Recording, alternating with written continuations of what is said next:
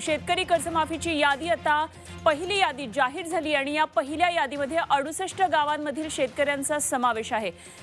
शेतकऱ्यांसाठी निश्चितच अत्यंत ही दिलासादायक बातमी आहे। 20,000 शेतकऱ्यांची पहिली यादी आता जाहीर झालेली आहे आणि शेतकरी कर्जमाफीची ही यादी आहे, ही यादी जाहीर झालेली आहे आणि यामध्ये 68 गावांमधल्या शेतकऱ्यांच्या नावं असणार आहेत। 68 गावांमधल्या शेतकऱ्यांची ही पहिली यादी आहे। नमस्कार शेतकरी मित्रांनो, आपले किसान कॉर्नर या यूट्यूब चॅनलवर स्वागत आहे। मित्रांनो, कर्जमाफीच्या पहिली यादी ही उद्या येणार आहे। नुकतीच या संदर्भात मुख्यमंत्र्यांनी आता घोषणा केलेली आहे। तर या पहिल्या यादीमध्ये कोणत्या शेतकऱ्यांना यामध्ये सर्वात अगोदर हे स्थान देण्यात आलेलं आहे, म्हणजेच या पहिल्या यादीत कोणते शेतकरी असतील, यासाठी कोणती कागदपत्रे हे तयार ठेवणं आवश्यक आहे, तसेच याची केवायसी प्रोसेस कशी आहे, तसेच ही यादी कुठे पाहायची, ही संपूर्ण माहिती आज आपण या व्हिडिओमधून पाहणार आहोत। तर मुख्यमंत्री या कर्जमाफी यादीबद्दल काय म्हणाले आहेत हे आपण या व्हिडिओमधून पाहणार आहोत। अशा प्रकारचं माझं आव्हान आहे।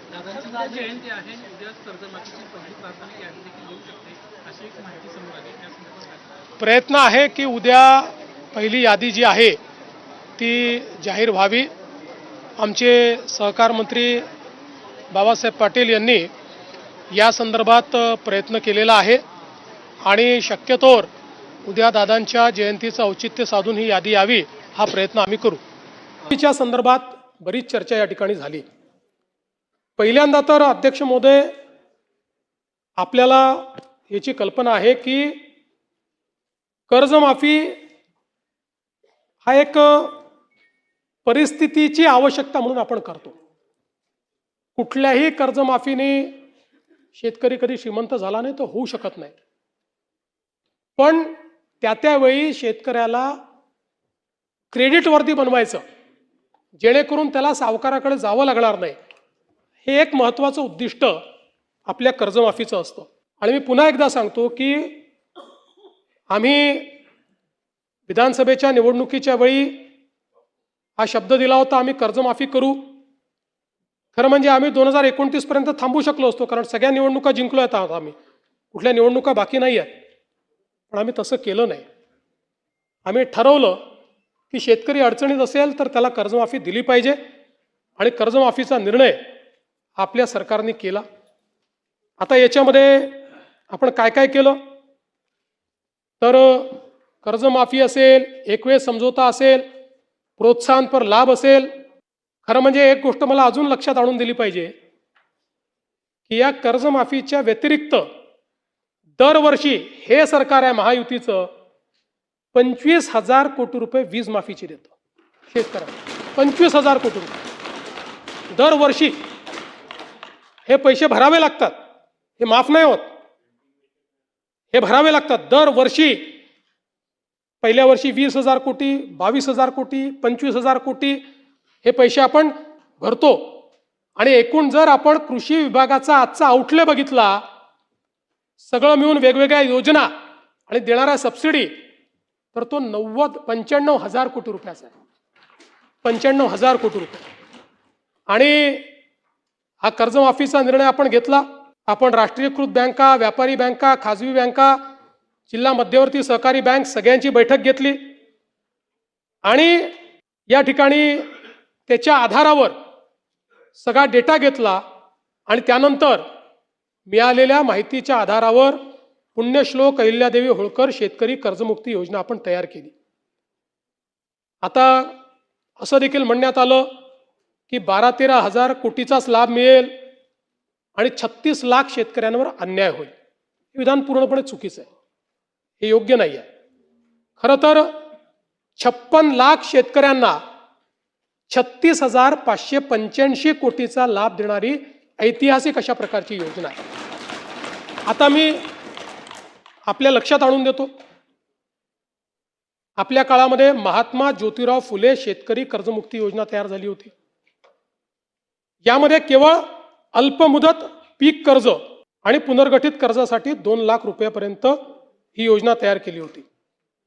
मात्र पुण्यश्लोक अहिल्यादेवी होळकर मध्ये आपण 2 लाखापेक्षा जास्तही ज्यांची थकबाकी आहे त्यांनाही 2 लाखापर्यंत देतोय। आपल्या योजनेत 2 लाखावर 1 रुपया जरी वर असेल तरी त्याला कर्जमाफी मिळालेली नाही। इथे 2 लाखाच्या वर असेल तरी त्याला आपण ती कर्जमाफी देणार आहोत. आणि आपण जर बघितलं तर महात्मा ज्योतिराव फुले शेतकरी कर्जमाफी योजना जी आहे याच्यामध्ये 32 लाख शेतकऱ्यांना त्या ठिकाणी लाभ मिळाला होता. त्यापैकी बहुतांश शेतकऱ्यांनी पुन्हा कर्ज भरलेलं आहे, काही शेतकऱ्यांनी भरलेलं नाही. आणि म्हणून आपण ज्यावेळेस कर्जमाफीच्या संदर्भात निर्णय करायला घेतला त्यावेळी आपण एक प्रवीण परदेशींची कमिटी तयार केली होती. आणि या कमिटीला आपण काही लॉंग टर्म काही शॉर्ट टर्म अशा पद्धतीनं काही सूचना द्यायला सांगितल्या होत्या. त्यामध्ये सूचना देत असताना काही लॉंग टर्मच्या दिल्या, काही शॉर्ट टर्मच्या दिल्या, पण एक गोष्ट प्रकर्षाने त्यांनी मांडली. खरं म्हणजे बोलताना रोहितजींच्या ते लक्षात आलं नाही. ते असं म्हणाले की नैतिकतेवर शेतकऱ्यांच्या प्रश्न दिनवत. नैतिकतेवर नाही, त्यांनी त्या ठिकाणी जे मांडलं आहे, महाराष्ट्र एकमेव राज्य आहे की ज्या राज्यामध्ये 17 मध्ये कर्जमाफी, 20 मध्ये कर्जमाफी, 26 मध्ये कर्जमाफी, असं कुठेच झालं नाही. त्यांनी चिंताही मांडलेली आहे की बँकिंग सिस्टीमचं काय होईल. बँकेमध्ये कर्ज परत करण्याची जर म्हणजे असं एक शेतकरी प्रामाणिकच आहे, पण जर माहिती आहे की दरवर्षी सरकार करणारच आहे तर मग वाट पाहतो माणूस, कशाला भरायचं बाबा कर्ज, खरंच करतायत का हे. आणि म्हणून त्यांनी इन्स्टन्सेस मांडले आहेत की कशा पद्धतीनं बँकांची परिस्थिती खराब होते. आणि म्हणून त्यांनी हे सांगितलं की काहीतरी डिस्टन्स ठेवा. ज्या लोकांनी कर्जमाफी मिळवली आत्ता नुकतीच किंवा मागच्या कर्जमाफी योजनेत, त्या लोकांना जर पुन्हा कर्जमाफी त्यातले जर काही झाले असतील तर त्या ठिकाणी तुम्ही एक विविक्षित रक्कम त्याकरता भरा. पहिल्यांदा तर त्यांनी सांगितलं की तुम्ही त्यांना घेऊच नका, नाहीतर बँकिंग सिस्टीम कोलॅप्स होईल. पण मग त्यांनी सांगितलं की विविक्षित रक्कम भरा, काही रक्कम त्यांना भरू द्या, म्हणजे मग या ठिकाणी बँकिंग सिस्टीम चालेल. आता मुश्रीफ साहेब या ठिकाणी आहेत.